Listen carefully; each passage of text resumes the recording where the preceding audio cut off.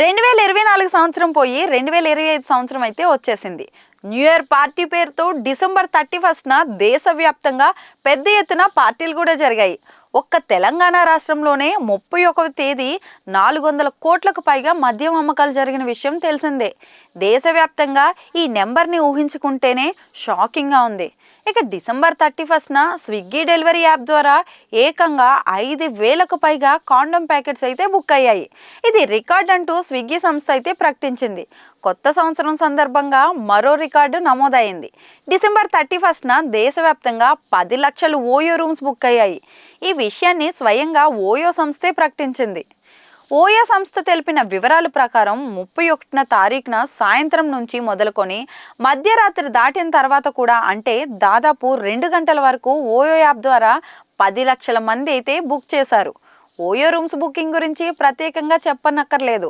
ఒకప్పుడు OYO rooms ఉండేవి కాదు. హోటల్స్కి ఫ్యామిలీస్ సైతం వెళ్ళే వీలుండేది.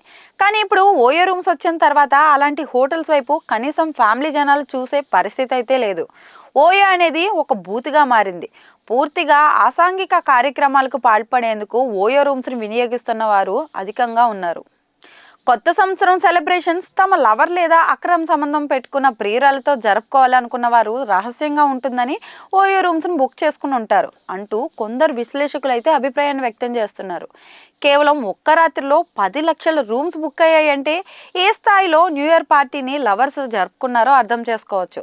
కొత్త సంవత్సరం వేడుక పేరుతో ఇలా అసాంఘిక కార్యక్రమాలు, ఇల్లీగల్ వ్యవహారాలకు పాల్పడిన వారు ఎంతమంది ఉన్నారు. పోలీసులకు అప్పుడు లాడ్జ్లు, హోటల్స్ పై రైడ్ చేసేవారు. ఇప్పుడు ఓయో రూమ్స్ ఎక్కువ కావడంతో పోలీసులు సర్చ్ ఎక్కువ చేయడం సాధ్యం కావడం లేదు.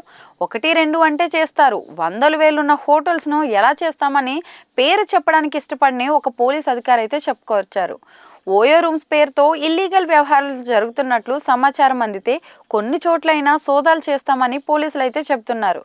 ముందు ఓయో రూమ్స్ మరింత విచ్చలవిడిగా యువత చెడిపోవడానికి కారణమయ్యే అవకాశాలు అయితే ఉన్నాయి.